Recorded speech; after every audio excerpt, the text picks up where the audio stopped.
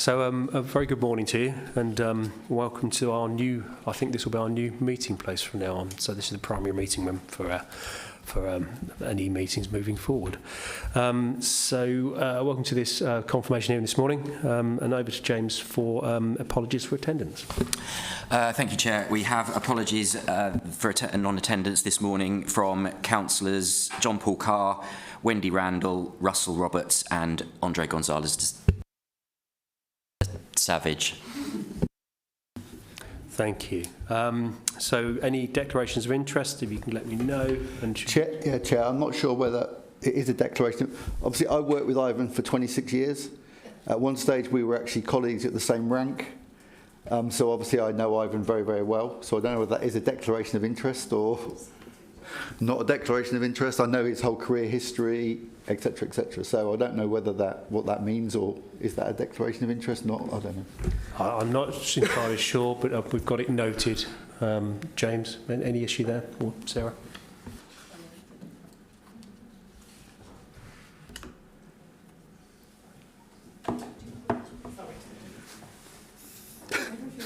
Trouble.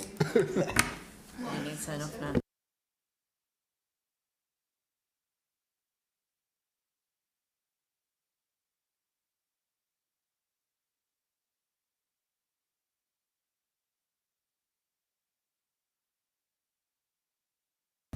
Sorry, for clarification, Mr. Frost. When did you last work with Mr. Bell Hatchett?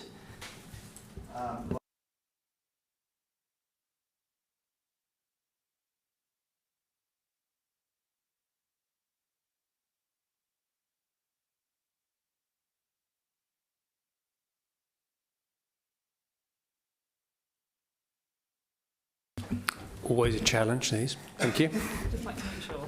So, yeah, better be safe than sorry the second time round. So, Chair's announcement. So, I've just mentioned this being our primary meeting room here in Angel Square moving forward. So, that's that covered. And then this confirmation hearing today will be followed by a budget briefing session. I'm hoping some, if not everybody, can stay. I know Zoe can't stay. She's got to move on to other things. So, thank you. So, moving on to agenda item 4. So, welcome, Ivan. We've met a few times, but I'm very pleased to see you here today for this confirmation. Moving on, I think we're going to have the Commissioner who's going to say a few words. The panel members. Do you need to introduce the panel? That's probably a good point. So I've just been corrected. So I've done a few confirmation hearings, and thank you, James. Should we just zing around the table and just do introductions so everybody knows who everybody is? So I'm the chair of the panel and Cabinet Member of West Northamptonshire Council for, amongst other things, community safety. Hello, I'm Councillor Jill Mercer from North Northampton Council. I'm the portfolio holder for adults' health and wellbeing. Hello, I'm Dorothy Maxwell from North, and I represent Earthenborough and the villages. Ken Pritchard, I'm WNC and the ward member for Dean's Hanger. Fiona Baker, I'm the Cabinet Member for Children, Families and Education in West Northants. Hiya, I'm Zoe McGee, I'm from North Northamptonshire Council.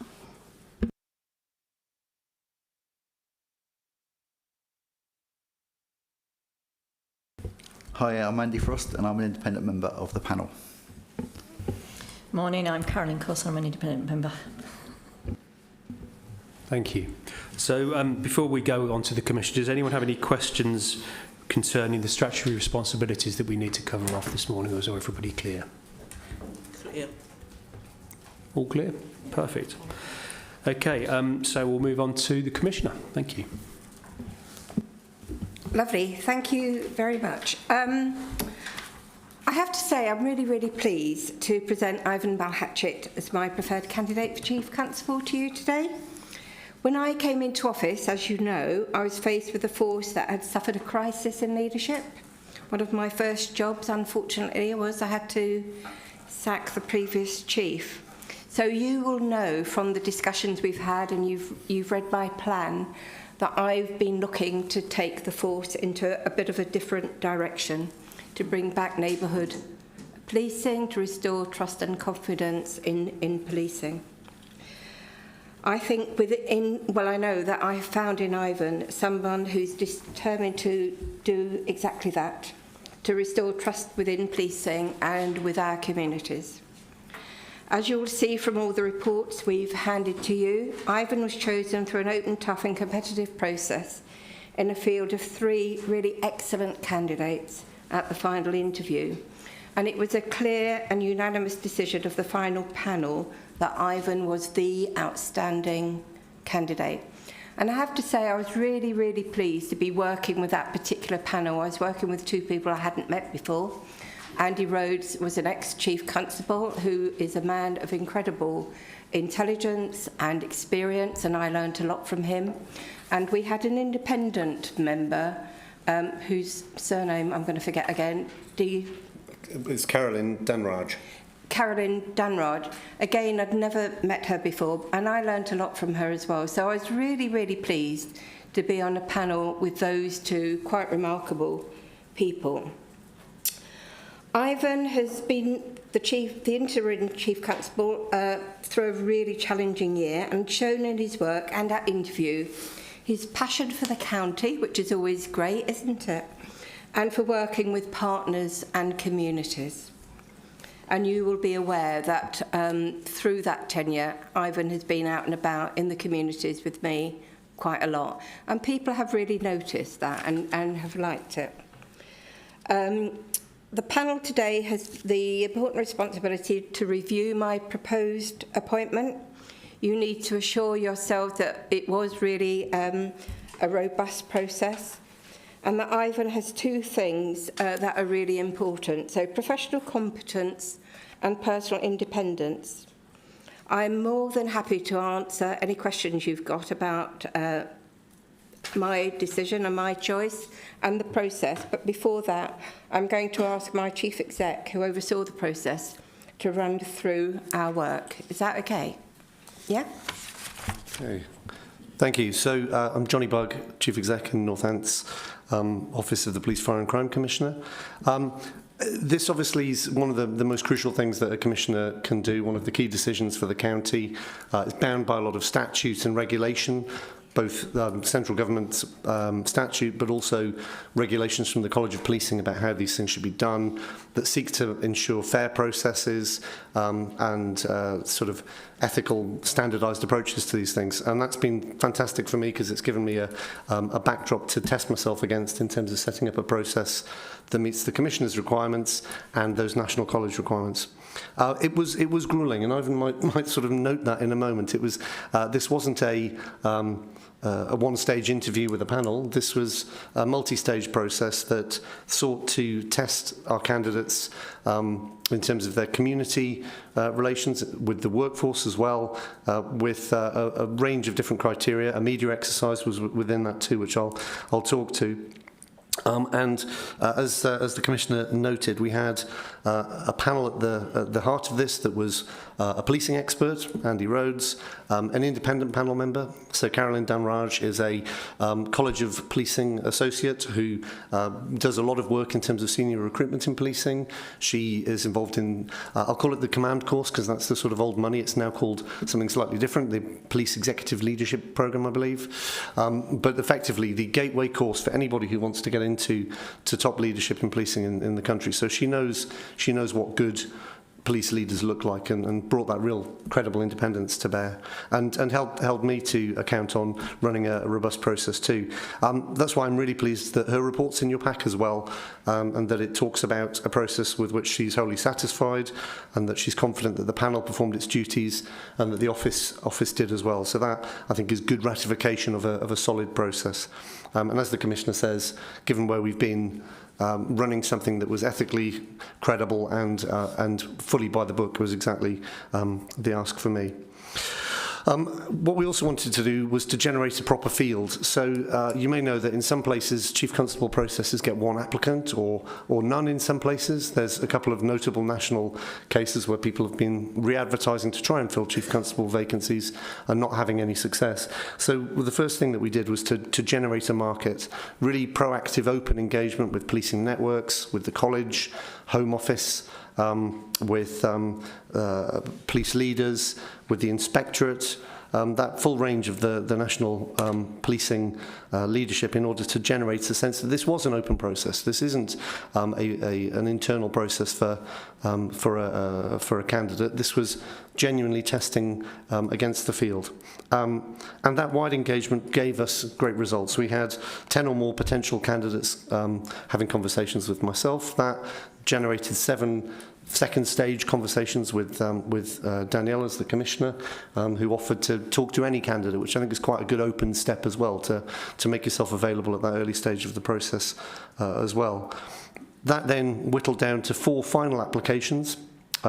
We asked people to provide applications on the normal police recruitment system. So if you were a constable, you'd be applying in the same way, just to ensure that sort of clarity of purpose.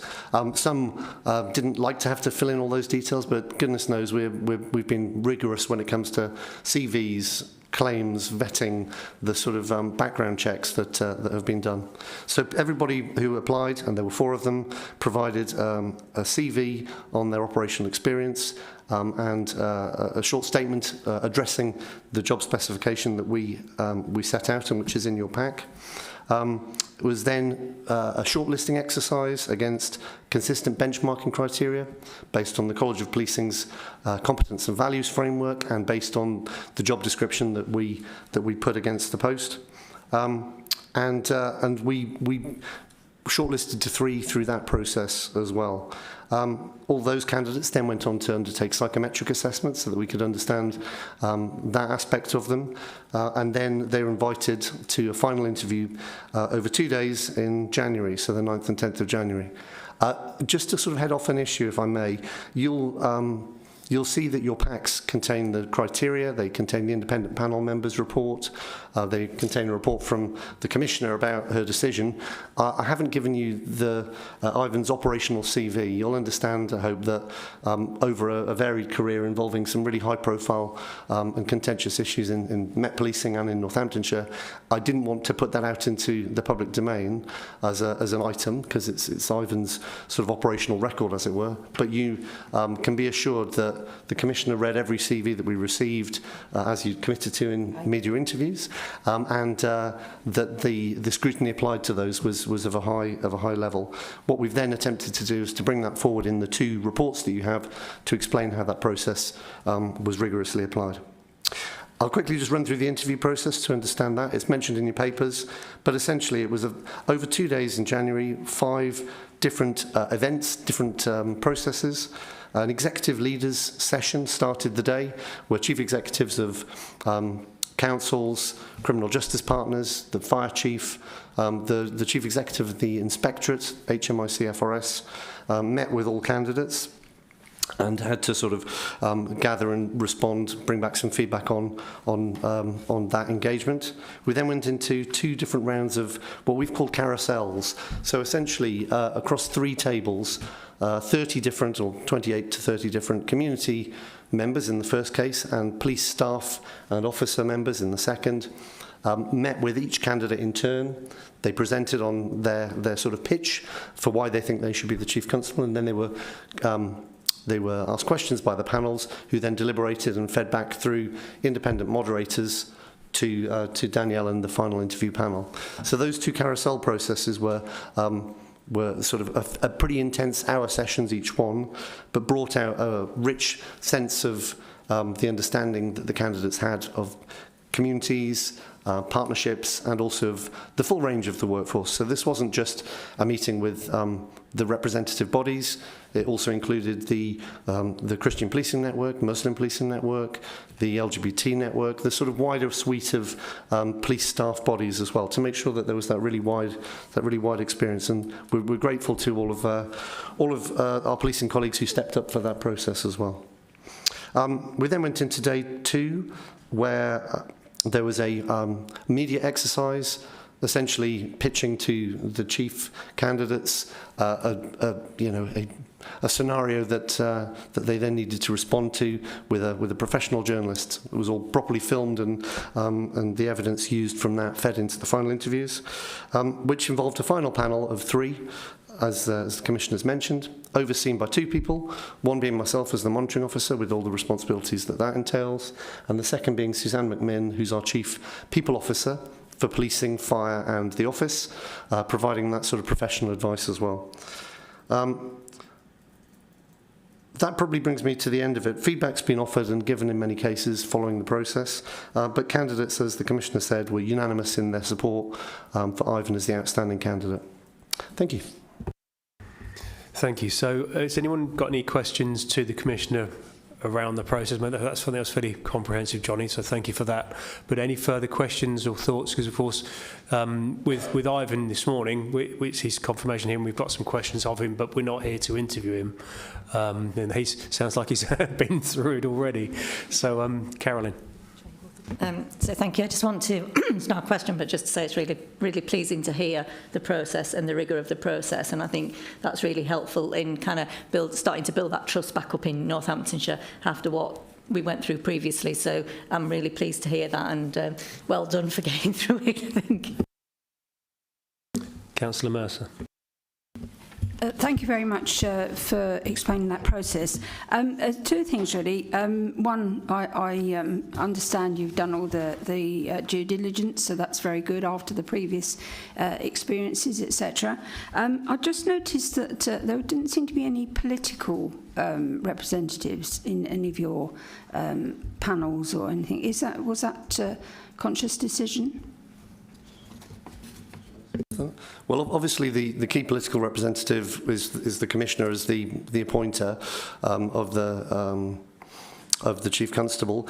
The Chief is in a sort of Chief Executive sphere locally, and what we opted for in that senior stakeholder session at the start was the people who would be the Chief Constable's opposite numbers, effectively. The Chief Executive of the Council, it was North in this case, Adele Wiley attended, the Chief Executive of the Probation Service, that's not the correct term, but senior figures within the Probation Service, CPS, etc. So those would be the Chief's peer group, as it were. The other thing in terms of the community panel, and the members are outlined in the paperwork, there's a very wide suite of community organisations who are involved, from young people, who were some of the most insightful questioners, as you might expect. Some brilliant new recruits we've basically got on the mailing list now for the next round of detective recruitment.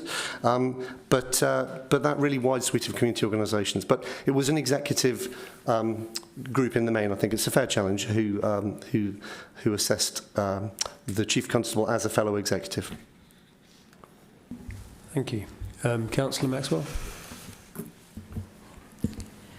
My question is, did you ask both leaders of both councils whether or not, or were they part of the being interviewed? I didn't, Dorothy. My concern was to make sure that we were in touch with the community. You know, that's my pitch. And that included young people. And I made sure that we had a view to equalities within that panel. I was also really, really keen to understand from a spread of officers, again, representing equalities on that panel. I wanted to test our candidates against them. I view myself as the political person in that framework. And of course, my Safe and Sound plan is from my office. So having the candidates have an understanding of the direction embodied in that plan was really, really very important to me. And that's where I would see the candidates having some kind of political understanding. And in fact, one of the questions we asked them was what their understanding of the politics around policing was. And just to sort of confirm on the point of representation of both councils. Both chief executives were invited to join the executive panel that began the first day of interviews, but diary clashes, and I think some of the devolution decisions were around this time, weren't they? So it's pretty understandable that that one represented for both, but both were invited to that process. You'll see on page 13 the representatives of the community carousel groups, and there's everything from parish liaison representatives to those who are involved in the IAGs, the advisory groups that govern policing, and the Northamptonshire Association of Local Councils as well. So there's a wide suite of people, and I would say, and I wasn't here for the last one, but I'm pretty confident to say it, that this was a far more representative and open process than was operated previously. Thank you. Yeah, come on. So my follow-up question is that obviously the leaders of both councils were not invited, but do you not think it would have been perhaps having some knowledge of the area that they actually work in, would that have not been advantageous, actually just giving them a sort of maybe part of the interview? I do understand where you're coming from, Dorothy, but I'm quite confident that the chief execs actually had that in view, you know, that they would bring that to the table. And for me, having feedback from all the chief execs, because you'll know as well as I do that policing can't happen in a vacuum. It has to be done through partnerships. And those partnerships with the other chief execs for me are really absolutely vital. In fact, we've got a meeting coming along soon, haven't we, with all the chief execs, so we can have that conversation with them. So for me, that was really, really vitally important. Thank you. Pauline Woodhouse. Thank you, Chair. I don't know which one of you two is going to answer this question, but I'm going to pose it anyway. So, sitting as an independent member of this panel, part of our job is we've spoken about the last year and how difficult it's been in Northampton.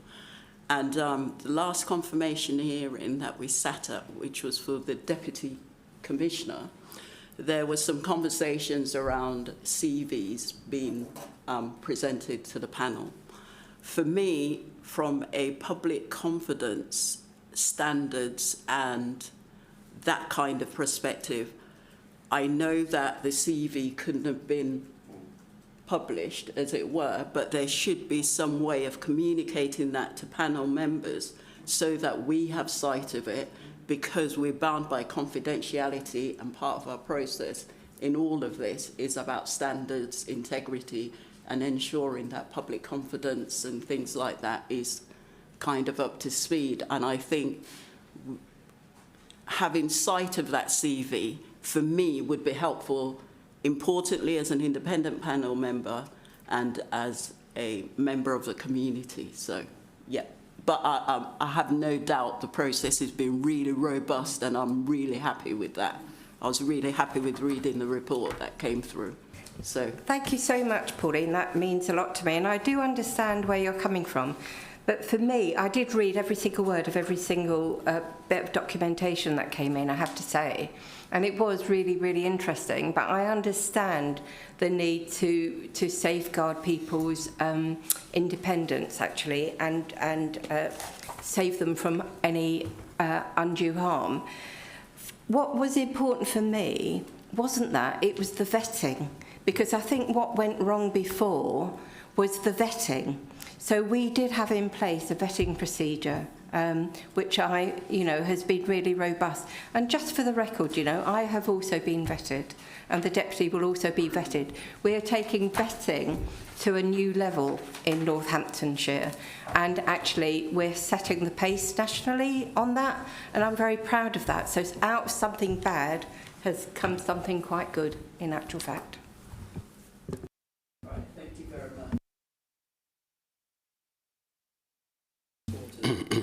I totally agree with Pauline with regards to CVs, and as a councillor and also as a member of this committee, I think from a confidentiality point of view, we should have been seeing some of the CV. And also, what sort of level of security, you talk about vetting, you know, has in fact the potential candidate undertaken? Would it be PV or would it be DBS or enhanced DBS? What? A little feedback there. When it comes to the Chief Constable appointments, there are pretty clear regulations about what has and doesn't have to be provided. Sorry, is that okay? You can hear me? We've provided everything that you needed in terms of it's laid out in statute. Your monitoring officer will certainly tell you. But the criteria that we use, the terms on which people have been appointed, the reasons why, etc. Conscious of the last conversation we had, where people wanted more detail and more colour, I've added a lot more to the Commissioner's report on why Ivan was the outstanding candidate. There's a really rich pen picture of his operational experience drawn from the CV in that pack, so that you can see it. Page 15. Page 15. There we are. So a very fulsome rundown. Obviously, we couldn't do justice to a full policing career in a few pages, but also Ivan can add some more colour to that today. But I would certainly stand by the Commissioner's comment about the particular issues with releasing to the public the full details of the Chief Constable's background. It could be that there's a clever workaround here with confidential papers, but having in the past, I think for my process, my CV and application was all out there in the world. I'm not sure that's entirely the right thing to do. We should maybe think for the future about whether there's a confidential pack alongside, but the key decisions and scrutiny to that CV has been applied by the Commissioner. You also asked about vetting. The Chief Constable is subject to both MV, which is management vetting, and DV, which is developed vetting. DV is run nationally out of the National Security System in the Home Office and in Cabinet Office. MV is local. And both of those need to be current. Yes, with the double underlining. Ivan holds current DV vetting clearance and current MV vetting clearance, but because we're a cautious bunch and we want to be completely scrupulous, we're running a review of that MV vetting in the office as well to sort of refresh it. So there's that thorough process there, as well as conversations with candidates. I mean, as part of the panel, Danielle asked every candidate if there was anything that they needed to declare at that point about that could bring the service into disrepute. No one's more seized of the need for clear-cut ethical leadership in this county than the Commissioner. Hope that's helpful. Thank you. We're just going to bring Sarah Hall, our monitoring officer, in, because just she may be able to put people's minds at rest. So over to Sarah. Yeah, thank you. So the Chief Executive and I did speak on this matter at the end of last week, particularly around the CV point. And at that point, we did talk about in future, we may look to use pink papers to introduce the CV. And that is an option, because I am mindful of the fact that panel members are obviously keen to see them. However, what I would say is that the office have obviously gone through a very robust process, and we are not here to repeat that interview process. And obviously, it is for the office to undertake the due diligence and to make sure, to fact check the information that's contained within that CV. We have a separate kind of final part of the puzzle process that we have to complete, but it is not to rerun that entire interview process, etc. So going forward, what we will look to do is obviously I'll work with the office and obviously ensure that in future we look to see if we can get the CVs on pink paper so that they are confidential for panel members, and we will also be introducing some further training for members of this panel post-election now as part of the induction process to help you kind of further understand, if you like, the due diligence and the actions that are taken by the office, as well as then kind of your role in terms of this actual process and access to information, etc. I hope that helps to clarify and resolve matters.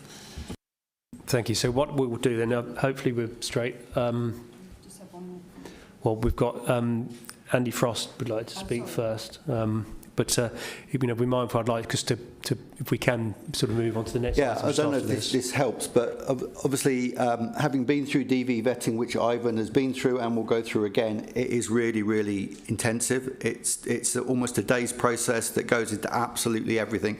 So you need to be hopefully reassured that when Ivan goes through that process again, with the Commissioner's stance now on making sure that if he's been in the military or he's got any educational qualifications which isn't picked up in the DV process, that will now be picked up in. So it is a really robust process.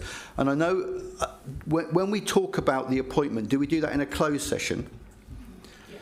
So in the closed session, I'm happy to help with a little bit of your uncertainty about the bits that might be missing, but obviously we'll be very candid about what I say, because the bits that are missing, I do understand why they're not there, if that makes sense. But I can explain a bit more when, if necessary, when there's no public and we're not online. So that would help. But I think it's probably important to note that we obviously can only assess the candidate based on the papers that are in front of us and the information that is presented to us today, not for any other information that we may be aware of by virtue of, having worked together or anything previous to that. So it is really important that we are just looking at the information that we receive and the information on the papers in front of us. So, Councillor Massey, is it a question to the monitor? No. It's not a question. Is it a question to the monitor officer? Is it? Okay, so we'll take the question to the monitor officer, then we'll go to Councillor Mercer, then we'll draw a line under it and move on. I just want to say, in view of what's happened previously, that's our concern, that we don't want to be in a position that, not that we will be, but we don't want to be in a position where we're faced with what we've actually gone through last year. Thank you. And I understand that completely, yes. James? Yeah, and just coming back on Councillor Maxwell's last point, there is a role for the panel, there's a question for the panel to ask the Commissioner to ensure about her confidence in the robustness of the process that's been through. I think that question has already been answered before it may be asked directly, because the Commissioner and a Chief Executive have both commented fairly extensively on the robustness of the process and their confidence in it. Thank you. So we'll go to Councillor Mercer and then we'll move on. Thank you. Just a quick point that we only have 4 paragraphs about the candidate. We have more about the independent person, a whole appendix. I mean, yes, that's useful as well to see their independence. However, I think if we didn't have the whole CV, a bit more detail would be, and this is no reflection on the candidate, because, we have press releases saying, I will go through it with a fine-tooth comb, not on my watch, etc. We want to be sure that everything that can be done to check the CV has been done, and you can understand, right, after having been criticised and actually not having not had that information even when we did the previous Chief Constable's information in front of us, but there was a little bit more than this. Councillor Mercer, I really appreciate the fact that you're interrogating me and the process that I instituted. So thank you very much for that, because I think that is the panel's job. I think it was the interview process that was interviewing the candidates. And I think the report from the independent advisor who was part of the panel, and I spoke very highly of her right at the beginning, should give you confidence that we reached the right decision, having gone through a really, really robust process. I have to say, all the candidates, had to work really, really hard. They were tested over 2 days throughout that process. And I'm really, really confident that our process was one of the best I have ever been involved in. And everybody performed really highly. And the independent advisor kept feeding back to us how well the process was and how well she thought we were doing. So I hope you understand that bit. Thank you. Thank you. So, Ivan, we come to very, very, very good morning to you. I think you can see the panel is keen that the Commissioner has done everything she can. I think that's been pretty much well covered this morning. So welcome once more. So we're going to now go to some questions from the panel. If you feel you've missed something, you think after you've answered the question, you've got the ability to come back at the end if you might want to clarify some other bits and pieces. So, the floor is yours, and we'd have the first question from Councillor Pritchard. Thank you, Chair. I've got 2 or 3 questions I'd like to go through. What most attracts you about the opportunity to serve as Chief Constable in Northamptonshire? Thank you. Well, obviously it's something I'm very proud of. Northamptonshire is where I'm born, lived most of my life in Northamptonshire, so I'm really proud to be being able to be the Chief for Northamptonshire Police. We've already discussed how challenging it has actually been over the last 15 months. And 15 months ago, was my plan to be the Chief Constable? No, it wasn't. You know, I had a fantastic role as Assistant Chief Constable. We were doing a lot of work in terms of public protection and child protection. But obviously things happened. And then as I got the opportunity to be the Chief Constable and bring my leadership, calm, considered leadership, take us in the right direction in terms of more visible policing, in terms of our neighbourhood policing, making sure our public protection teams had the right amount of staff, and all manner of things, and delivering the HMIC results. You know, I've also now developed a 3-year plan that's going to be published very soon, which complements the Safe and Sound Strand plan from the Commissioner, and I'm really excited about what we can achieve as a county. Again, going back to all the challenges we've had, we've got a really exciting future and exciting plans to get trust and confidence back from the public, and that's what I really need to do, because I know that trust and confidence in Northamptonshire Police is the lowest it ever has been, and I want to be a key part of actually improving that and getting us back on track. And like I say, I'm excited about the next few years. Thank you. What do you see as the main challenges, particularly facing Northamptonshire Police, particularly now and in the future, and what experiences do you feel that you can bring to this particular role? Okay, then, well, in terms of experience, I've worked in every rank in the police service, leadership roles in Northamptonshire Police and the Metropolitan Police. Those are big commands. I was head of the rape command for the whole of London. I was commander for covert intelligence police in London and the whole of custody provision in London. And like I say, I've gone through the ranks within Northamptonshire as well. Really passionate about public protection, child protection, and tackling sexual offences. Obviously needing to build confidence in terms of for women and girls. But our main thing is, and my main priority, and what runs through the heart of my plan, is actually regaining trust and confidence. You know, we did some work in terms of big conversation where thousands from the public actually let us know what they thought of Northamptonshire Police and how we should improve. Trust and confidence is really low. I need to build on that. Another point, though, I need to make sure that we are responding to 999 calls and emergency calls in a quick and fast way, so we're responding to what people need. We've got to be visible and accessible. So over the last 12 months, we have been putting more neighbourhood officers back on the front line. We need to do more of that. I think we lost our way, to be fair, and withdrew from a lot of places in terms of visibility and accessibility. We're now putting that back, and we're also recruiting police community support officers as well. Yeah. Do you see it as an advantage or a disadvantage? It actually is coming through the ranks, because obviously coming from to the position of Chief Constable, you were Assistant Chief Constable, and at the same time, do you feel that an advantage or disadvantage from respect from your other officers? I think it's an advantage. It's been many, if we go back to, you know, my passion for this county, being born here, having experience here many, many years of policing, but also experience in the capital as well. It's been many, many years since we've had a Chief Constable with a background from Northamptonshire. Yeah. I think that is really important, more important now than ever in terms of what we've been through, which hasn't been good. It hasn't been good for public confidence, it hasn't been good for my officers and staff.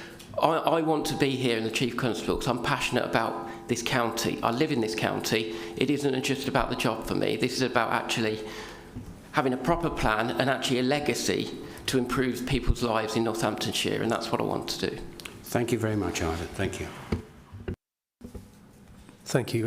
Pauline. Thank you, Chair. Hi, welcome, and well done for getting through that robust process. As Chief Constable, what actions will you take to put Northamptonshire Police in the best position to improve its overall effectiveness, particularly in those areas of policing where it is currently rated by HMICFRS as required improvement? And on top of that, could you give us a few examples from when you...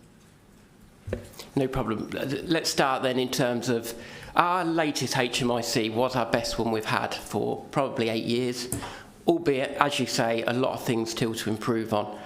Did get an outstanding in crime data integrity and how we treat the public. We also got good in other areas as well. But one of the first things we needed to do is make sure that we had the right staff in and the staff were treated right within our control room so we could answer 999 calls appropriately and quickly. That was highlighted as an issue. We've now put that completely back on track by investing in our staff within the force control room and putting more people in there. Our retention levels are now better than they have been for many years as well. So that's put that back on track.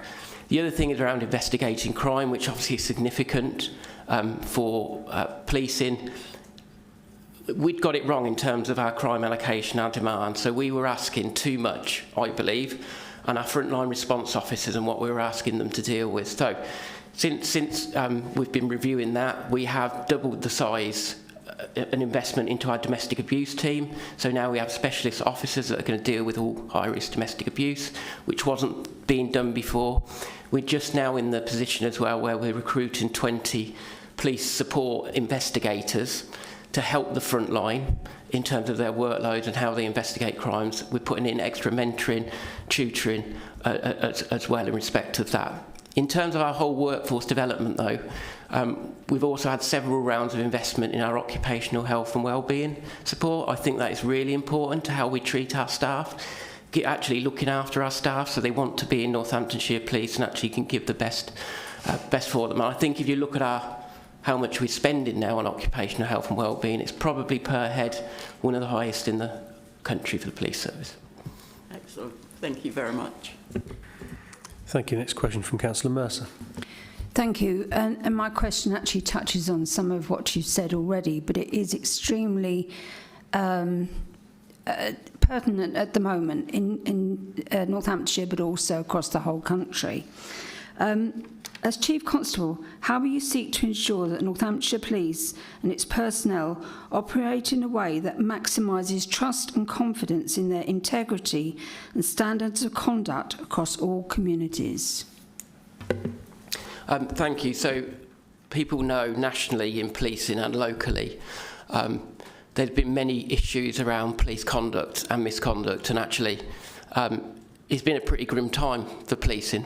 So a couple of years ago I already set up a separate operation to review all our misconduct investigations going back years in terms of how we've been investigating them, looking at culture and standards and behaviours across the organisation as well. From that review, I had to put in some key changes. So we now have the biggest professional standards department we ever have done. We do unfortunately have the most suspensions we've ever have done as well, but I think that's the right thing to do. We've got to ensure that actually people who are in the organisation shouldn't be are dealt with and dismissed, and across the board we need to raise behaviour and cultures. I will remind people though that vast majority of officers and staff are brilliant people doing great things for the community all the time, but we still do have issues. So this is why we put in extra vetting standards above what's authorised professional practice nationally. We have invested in our counter-corruption unit and into our investigations, and now every single criminal investigation against a police officer or police staff will go into a specialist unit. That didn't happen before. As well as that, as I've said before, we've done a lot of campaigns around standards and behaviour, and we'll keep doing that because we've still got a long way to go in terms of gaining that trust and confidence back. Just a supplementary, so, you know, obviously you're talking about existing staff, presumably the same procedures or similar would be for incoming personnel? So what we have been doing in Northamptonshire Police is reviewing absolutely everything from new recruits to promotion processes to ongoing investigations as well. So what we now do is over and above. So for any promotion process, we do conduct and value checks, which is over and above normal vetting standards. We're making sure we're doing extra checks with vetting for those coming into the organisation as well. We've had a lot of recruitment in a short amount of time over the last couple of years, but we have made sure that we keep our standards as high as they can be. We run integrity tests, drug testing, alcohol testing as well as something we've increased twofold probably over the last 18 months in Northamptonshire Police. Thank you. Councillor Baker. Thank you. We've met before on many other boards that we sit on, and first of all I just want to give a thank you, because this is quite a challenging morning, for all the data services that your teams share with us in children's services. It's been miraculous, the fact that we can see exactly what's happening in all areas of our district, so thank you very much for that work that you're all doing. One of the Police, Fire and Crime Commissioner's 3 safe and sound missions is to deliver visible and accessible community service in Northamptonshire, including reinvigorating neighbourhood policing. As operational leader, how will you work to support this aim? It says in my question both across urban and rural areas, but obviously you know I'm going to speak to you about rural areas because they are particularly challenging, I'm sure, in your feedback about their dissatisfaction in the service. No, absolutely, and you know, we got the feedback from the consultation we did on the big conversation. I think I'll go back to what I said before. I think we lost our way, and we withdrew from neighbourhoods and communities. The amount of neighbourhood officers we had went down drastically. The last 12 months we've been putting that back. So I think now we've got about 150 neighbourhood officers. That's going to increase even further. We've started more recruitment of PCSOs as well.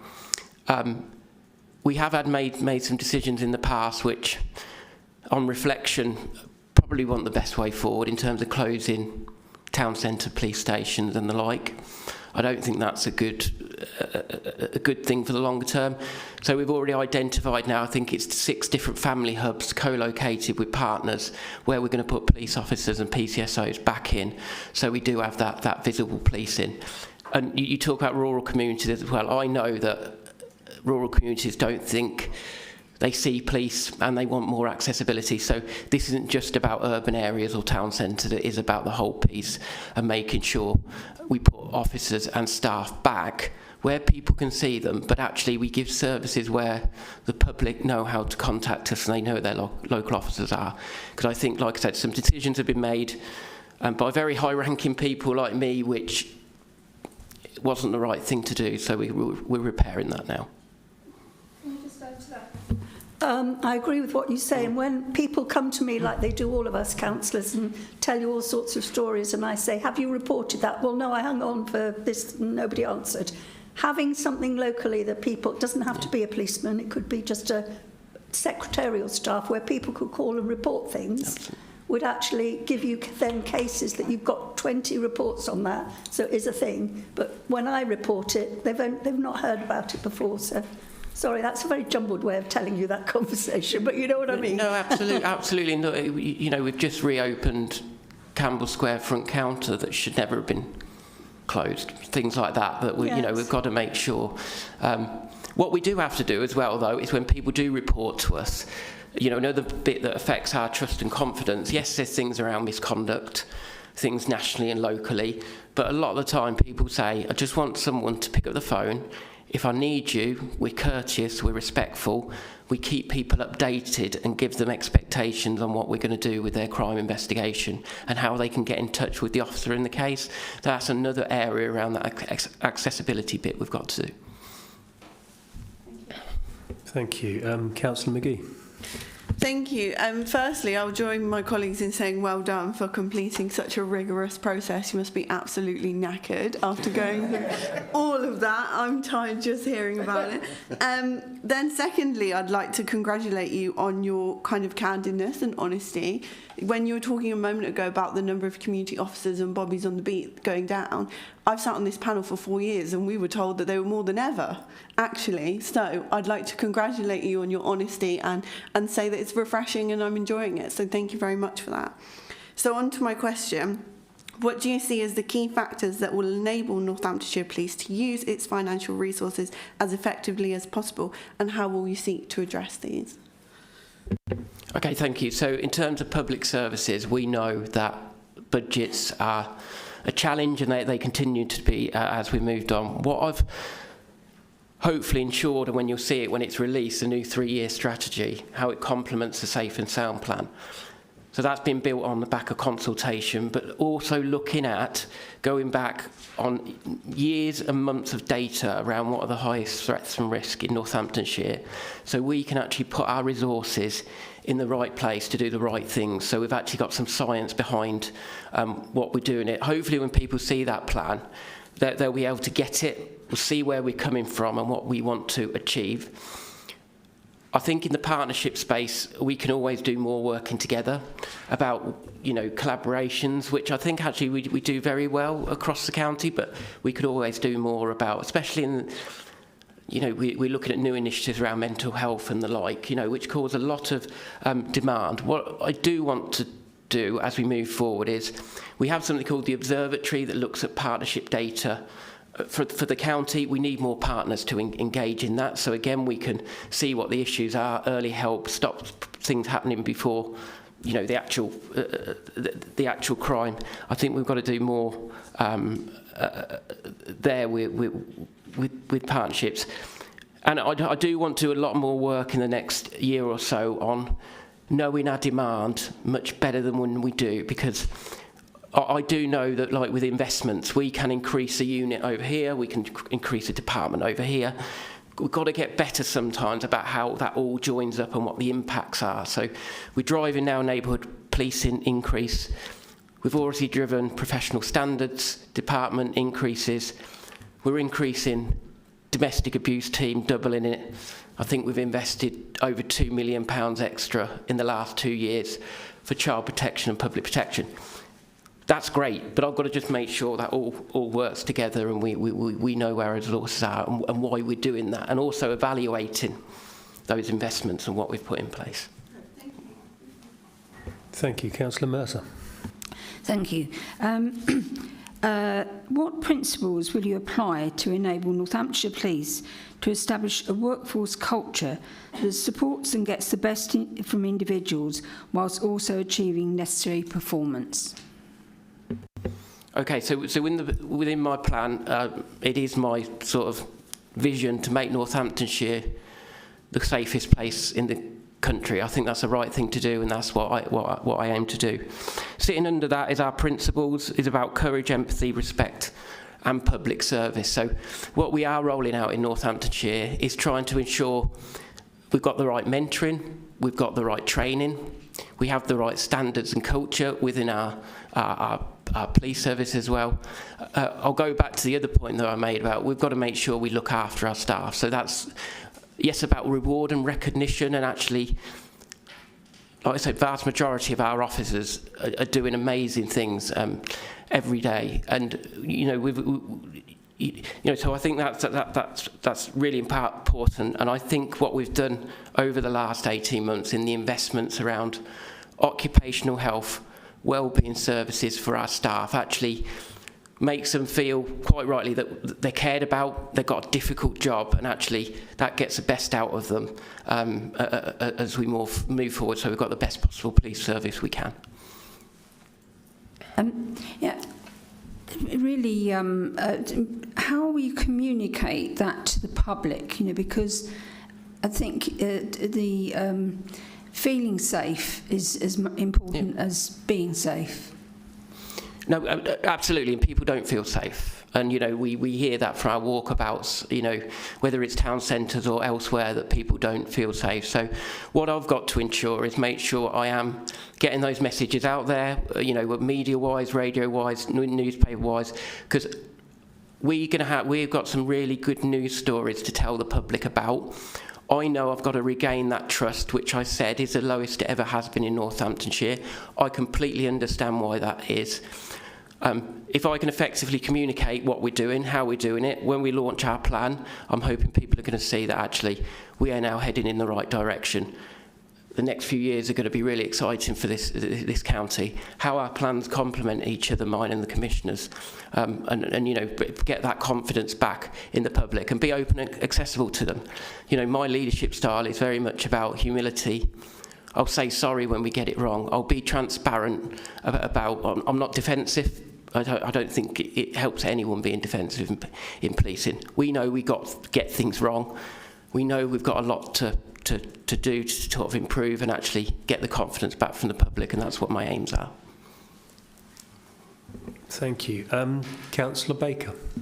Thank you. What approach will you take to Northamptonshire Police's involvement in partnership working, both with your, I don't know whether they're brothers or sisters, emergency services, but the broader area of the community, which we need to work together in order to deliver national and local priorities? Absolutely. So most things in policing can't be done by police alone. We see that all the time. So for me, being a chief constable is being a public service leader.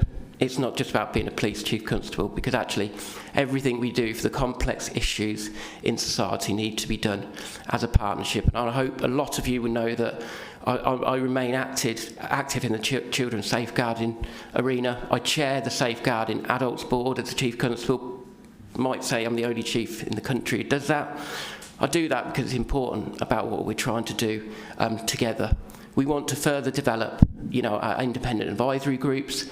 I know we're just doing now our scrutiny panel work for custody to make sure that that's looked at as well. We're doing a lot of things around police powers, how we actually engage with wider partnerships as well. And just in the promotion process, you know, there was, I forget how many, 30 or so external stakeholders that were working with us in something so important as a Chief Constable's promotion process. So, you know, partnership working for me is at the heart of everything we do.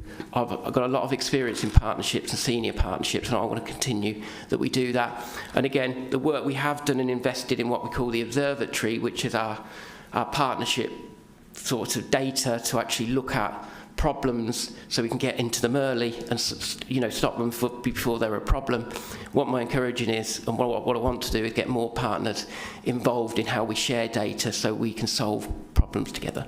I'm pleased you just mentioned the last part, because I was going to talk to you about that. One of the issues that we have, and we all know that we've got to enhance our early help office, and we're doing a lot of work in the council along those lines, but the data issue is the biggest problem that we all have, because, and we see things in the press, don't we, where they say they knew, but they didn't actually talk to each other about what they knew. So that is something that I think we all need to work on together, about not the full detail, but a high level data to say, yes, they're known to us, they're known to us, so that we all know at the beginning what a challenge these people are going to be.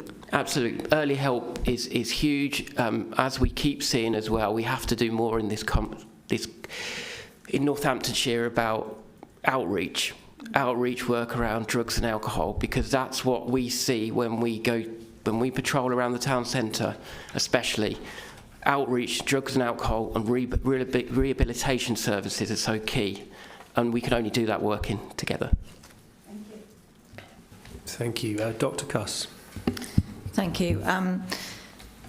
It's great to hear all the positive stuff for Northampton. It's quite exciting, and I get your passion because it's coming through loud and clear, and that's great to hear. But just taking it a little bit wider now, so thinking about the, giving an example when you've led sort of national thinking of police with a specific area of policing, and how this has successfully contributed to the continuous improvement of policing practices. So this is a national view now. You've talked before about your Met, so just thinking, Can you give some examples of that?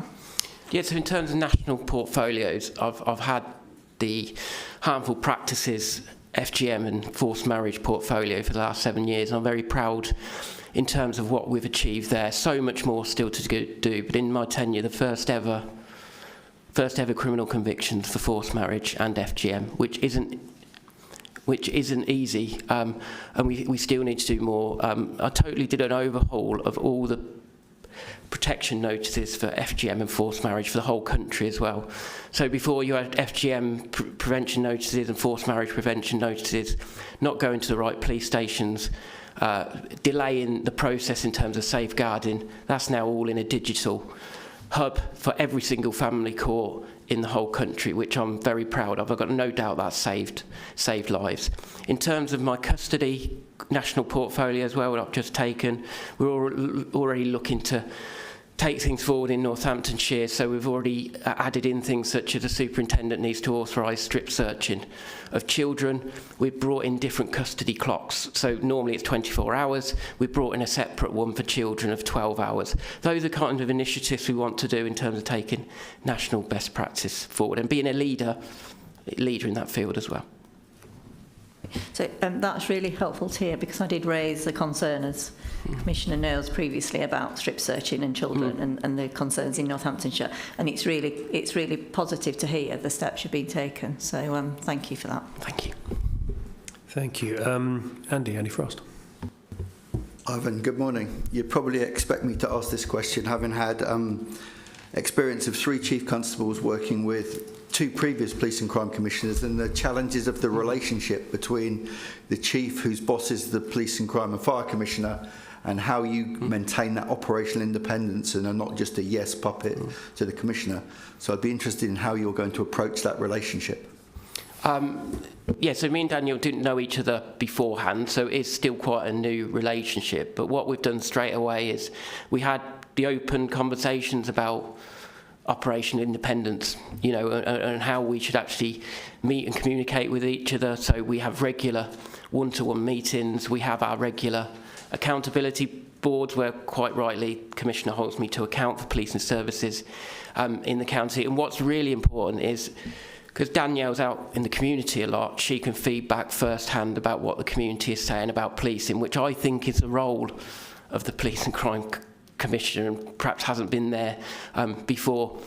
I think we have a really good understanding about what I should brief Danielle on, how I should brief, actually protection for her as well as me. As you know, we've had some instances in the county before that haven't gone right, and I know we've been through some real operational challenges. You look at the the community tensions around the horrendous murders in Southport.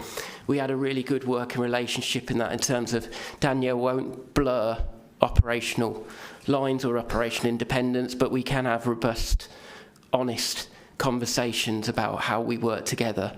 And I think actually at the moment we're doing really well in complementing what that role is. I mean, so far from what I've heard from Daniel and from yourselves, it sounds like we've got an excellent opportunity now in the county to really make a difference. So thank you for that. Thank you. Thank you. Councillor Maxwell.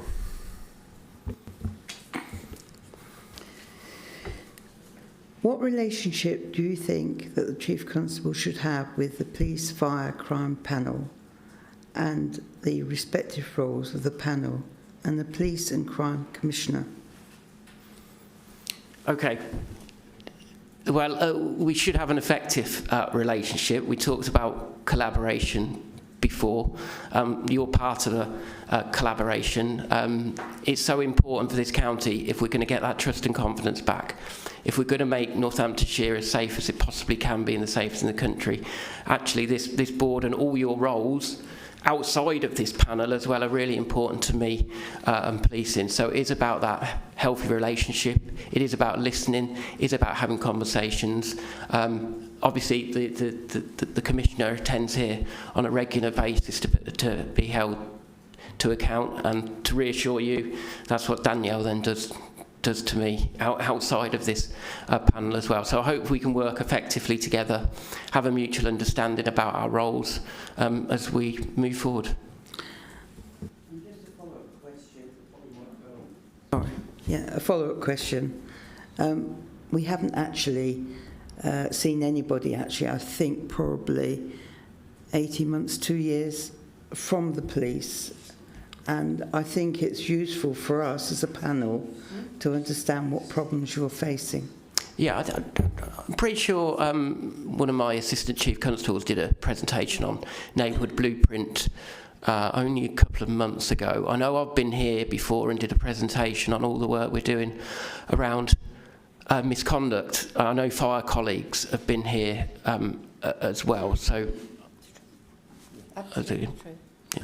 I would like to say just one thing. I'm really pleased about you bringing back the hubs where people can actually physically meet someone to explain if there's a problem.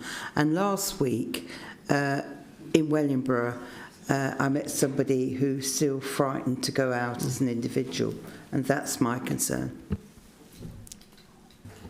Thank you. Ivan, I've got the final question. Your passion and drive comes through good and strong.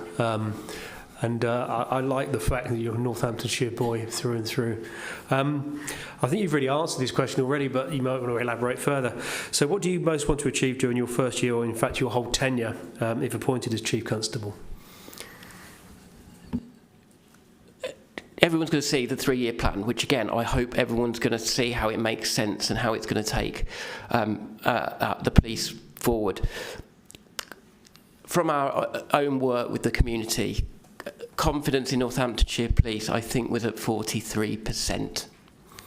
So I'll go back to that headline. I need to do everything I can, and I will, to improve that and increase that. How do we do that? By responding to people when they call us, being accessible and open and visible, treating people right, and giving them quality investigations when people do have to report a crime. We'll continue prioritising things such as violence against women and girls. I've already said we've invested over £2 million over the last 2 years in our public protection. We've got to keep doing more about our professional standards, and I won't move away from that. You know, just in the last few weeks, I think we've had 4 officers dismissed. We'll carry on doing that, and I'll carry on doing that until actually I'm happy with where we are and who we've got in our police service. Again, I'll go back to vast majority of my officers and staff are brilliant people. I've got some, though, that shouldn't be here, and I need to actually show the public what I'm doing about that as well, which I'll continue to do. So there's lots of things which, you know, if I had a legacy, it would be back to my vision to make us the safest county in the UK and to get our confidence and trust back up from members of the public. Thank you. I think we all hold that. I think we'd all like to be regarded as the safest. Yeah, I think that quality of investigations is key to that, isn't it? So, thank you. That draws to a close the questions from us. And thank you. Is there any other sort of points you want to cover that we'd like to come back from any questions that you were asked? No, all very fair questions, and thank you for your time. Thank you. So moving to urgent business. I don't have any urgent business. So moving on to item 6, the exclusion of press and public. So over to you, James. Thank you. So as per standard arrangements for these confirmation hearings, the panel is asked to agree that under Section 100A of the Local Government Act 1972, the public be excluded from the meeting for the next item of business on the grounds that if the public were present, it would be likely that exempt information under Part 1, Paragraph 1 of Schedule 12A to the 1972 Act would be disclosed to them. So the panel does need to formally agree this. I think we had the... We had the nod from, I think, from the panel. Thank you.